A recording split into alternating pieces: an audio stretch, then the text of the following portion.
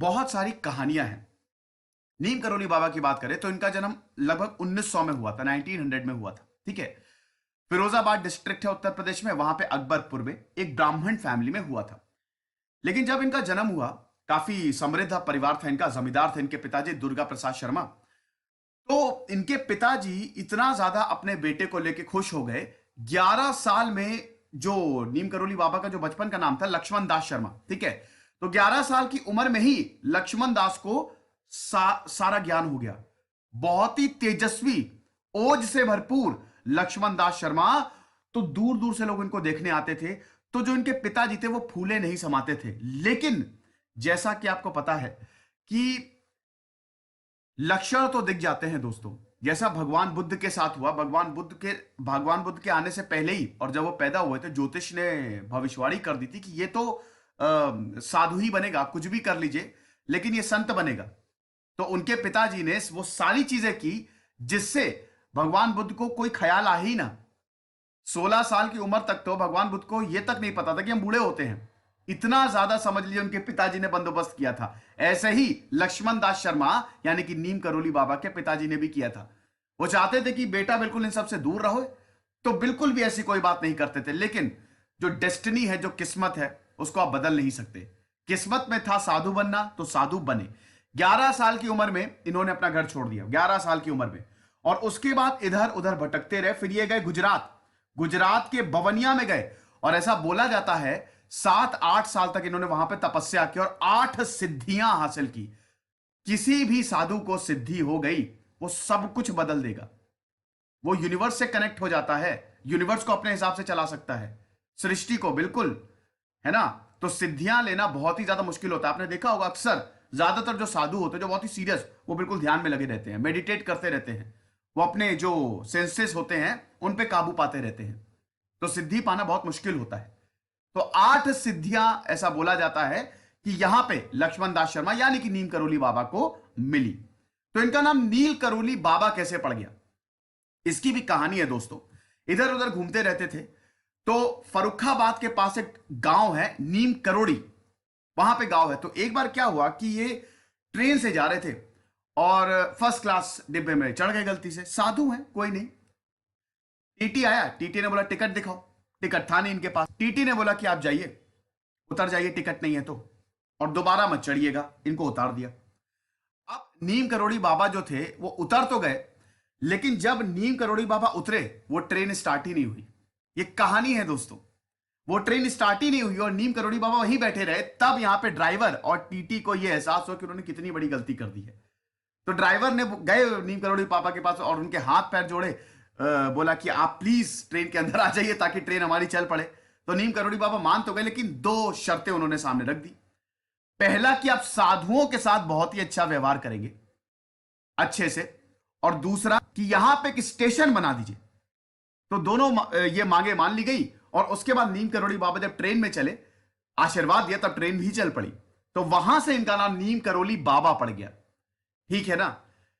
इनकी वेबसाइट भी है दोस्तों। इनके आश्रम भी बहुत सारे बने हुए हैं। आश्रम में हालांकि जो इनका सबसे फेमस कैची धाम है, ये मंदिर में रहते थे, ठीक है, चबूतरे पे रहते थे। कोई बहुत बड़ा इनका, कभी कभी पेड़ के नीचे सो जाते थे। तो कोई इनका बहुत ऑफर आते थे, बड़े बड़े लोग आते थे कि आप हमारे साथ चलिए, हमारे घर में रहिए, सब ठुकरा देते थे वो। भक्तों के लिए बहुत ही, कहते हैं ना, इनका दिल बहुत बड़ा था। जो भक्त थे सारे, डाकू से लेकर, डाकू भी आते थे, चोर डाकू सब इनकी शरण में आते थे, और अमीर लोग भी आते थे, और सब एक जगह बैठते थे। हर कोई सरेंडर कर देता था। ठीक है। तो हम ये देखते हैं कि फिर उसके बाद घूमते रहे और वहां पे ही रहे, नीम करोड़ी में ही रहे, और वहां से फिर इनका नाम जो है वो नीम करोली बाबा पड़ गया। और फिर इनके चमत्कार के किस्से तो दोस्तों बहुत ही ज्यादा फेमस है, हम क्या बताएं। ठीक है, हम अभी कहानियों की बात करेंगे। और इनको बहुत सारे नामों से जाना जाता रहा है। हांडी वाला बाबा, तिकोनिया वाला बाबा, ठीक है, चमत्कारी बाबा। तो बहुत सारे नामों से ये जाने जाते रहे। कोई भी आता है दर्शन कर लीजिए, कोई दिक्कत नहीं। वैसे ज्यादातर जो दर्शन करने आते थे वो सब सरेंडर कर देते थे, वापस ही नहीं जाते थे। इनका चेहरा ऐसा था, और ये ऐसा नहीं, खूब हंसना खेलना खूब पसंद करते थे। कभी बाबा खूब हंसते थे और एकदम से शांत हो जाते थे, और एकदम से लीन हो जाते थे, कभी एकदम से रोने लगते थे। कहते थे कि पूरी दुनिया को प्यार करो, भगवान अपने आप मिल जाएगा। दो मेन आश्रम इन्होंने बिल्ड किए वैसे जब तक ये जीवित रहे। एक तो वृंदावन में है, अभी भी है, लेकिन आपको अगर यहाँ पे जाना है तो आपको परमिशन लेनी पड़ती है। और एक कैंची धाम, ये नैनीताल के पास है, ये बहुत ही कम दिन यहीं पे ही मार्क जकरबर्ग गए थे। और एक दिन उन्होंने सोचा कैंची धाम में बिताएंगे, लेकिन 2 दिन बिता दिए, ऐसा था। और उस समय फेसबुक बहुत ही खराब समय से गुजर रही थी, और जैसे ही बाबा का आशीर्वाद मिला वापस आ गए। और उसके बाद देखिए कितना फ्लरिश की फेसबुक। स्टीव जॉब्स को देखिए, स्टीव जॉब्स की भी अभी हम बात करेंगे। तो कैंची धाम नैनीताल के पास है, वहां पे इनका बहुत ही खूबसूरत, अभी वो मैं पिक भी दिखाऊंगा आपके, वहां पे बहुत ही खूबसूरत आश्रम बना है। और 2 इन्होंने मंदिर भी बनाए। ऐसा बोला जाता है नीम करोली बाबा हनुमान जी के अवतार थे, है ना, हनुमान जी का इनको आशीर्वाद था, अवतार थे। तो ये भी इनके सामने बोला जाता है, और बहुत सारे मंदिर भी इनके नाम पे बनाए गए हैं, ठीक है ना। एक 1964 में हनुमान मंदिर इन्होंने खुद बनाया था। और 1973 में 11 सितंबर 1973 में इनका देहांत हो गया था। डॉक्टर्स ने बचाने की बहुत ज्यादा कोशिश की, लेकिन इसके मतलब महाराज जी के बारे में बोला जाता है कि जब वो हॉस्पिटल में थे तो डॉक्टर्स बार बार इंजेक्शन लगा रहे थे, ऑक्सीजन मास्क।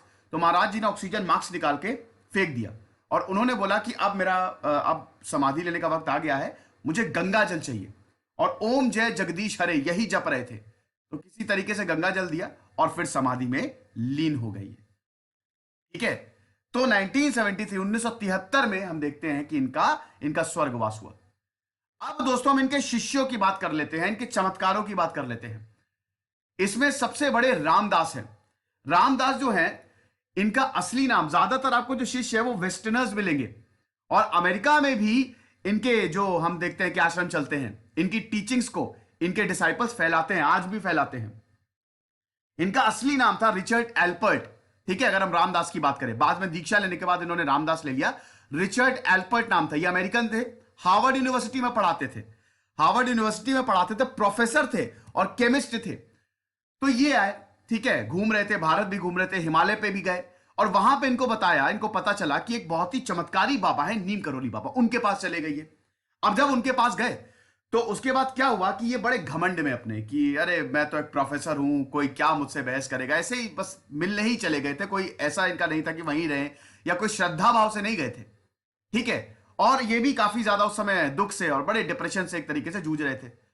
अब यहां पे गए ये, ठीक है। एक रात क्या हुआ, ये ऐसे तारों को देख रहे थे, और तारों को देख के बहुत ही ज्यादा दुखी हो गए। नीम करोली बाबा वही बैठे थे, इनके पास आए और बोला कि क्या हुआ बेटा, तुम तारों में अपनी मां को देख रहे हो, और हाँ मुझे ये पता है कि तुम्हारी मां का जो देहांत था वो कैंसर से हुआ था। जब ये चीज सुनी, रिचर्ड एल्बर्ट ने सरेंडर कर दिया, चरणों पे गिर गए नीम करोली बाबा के। और उसके बाद ये पता चल गया कि ये तो सच में भगवान से कम नहीं है। और उसके बाद से रिचर्ड एल्बर्ट हो गए रामदास। उसके बाद भी एक कहानी है, रामदास केमिस्ट थे तो ड्रग्स लेके आए थे, एक पिल जो थी वो बड़ी। आज ये जो भीड़ का जो आलम हो रहा है, ये सब वही बाबा का ही खेल है कि लोगों को मन में एक वो है कि बाबा के पास एक बार जरूर जाएं, कैंची धाम बाबा के दर्शन करें। 70 का दशक था, तब तक नीम करोली बाबा समाधि ले चुके थे। एप्पल कंपनी के संस्थापक स्टीव जॉब्स भारत भ्रमण पर आए थे।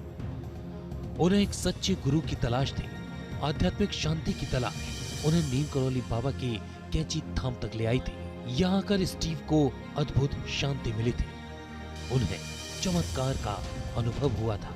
बाबा को सेब बहुत पसंद थे, तो उन्होंने अपनी कंपनी का नाम एप्पल रखा, और नीम करोली बाबा की प्रेरणा से कंपनी का लोगो भी कटे हुए सेब के प्रतीक पर रखा। बताते हैं भक्ति करने से ही उनको प्रेरणा मिली, और जो एप्पल का बताते हैं लोगो है, जो आधा खाया हुआ सेब जो है, वो बाबा जी ने उनको एक बार प्रसाद में खाया हुआ सेब दिया था, उसी से प्रभावित होकर उन्होंने उसका लोगो जो है वो आधा खाया हुआ सेब है एप्पल का। नीम करोली बाबा के धाम की आध्यात्मिक शक्ति का अनुभव फेसबुक के संस्थापक मार्क जुकरबर्ग को भी हुआ। उस वक्त वो डिप्रेशन में थे, फेसबुक को बेचने तक का फैसला कर चुके थे। तब स्टीव जॉब्स ने उन्हें नीम करोली बाबा के कैंची धाम मंदिर जाने की सलाह दी। ये बात जुकरबर्ग ने प्रधानमंत्री नरेंद्र मोदी को एक कार्यक्रम में बताई थी। Before things were really going well and we had hit a tough patch and a lot of people wanted to buy Facebook and thought we should sell the company, I went and I saw one of my mentors, Steve Jobs, and he told me that in order to reconnect with what I believed, as the mission of the company, I should visit this temple that he had gone to in India. Neem Karoli Baba के आश्रम में Zuckerberg एक दिन के लिए आए थे, लेकिन मौसम ऐसा बिगड़ा कि वहां उन्होंने 2 दिन बिताए। अमेरिका के पूर्व राष्ट्रपति बराक ओबामा के पास हमेशा हनुमान जी की एक छोटी सी मूर्ति रहती है। कहते हैं कि उन्हें भी नीम करोली बाबा से ही बजरंग बली की भक्ति की प्रेरणा मिली। हॉलीवुड की अभिनेत्री जूलिया रॉबर्ट्स पर तो नीम करोली बाबा का असर कुछ ऐसा पड़ा था कि उन्होंने बाकायदा हिंदू धर्म अपना लिया। Came from seeing a picture of a guru called Neem Karoli Baba, and I was so drawn to the picture of this person, and I didn't know who he was or what he was about, but felt a very strong interest. He passed long before I saw his picture. Neem Karoli Baba का जीवन बहुत सामान्य था, लेकिन उनके साथ अलौकिक बातें होती रहती थी। हार्वर्ड यूनिवर्सिटी के प्रोफेसर रिचर्ड अल्बर्ट एलसीडी नाम के नशीले ड्रग के आदी हो गए थे। 1967 में वो आध्यात्म और शांति की तलाश में भारत आए थे।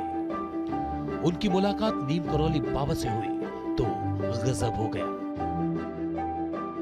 अमेरिका में जिन्होंने केमिकल ड्रग्स के ऊपर एक्सपेरिमेंट किया और जहाँ से हिप्पीज़म शुरू हुआ, वो सज्जन घूमते घुमाते भारत में इनके पास अल्मोड़ा में पहुँच गए। अब जब इनके पास पहुँचे तो एक दिन इन्होंने कहा कि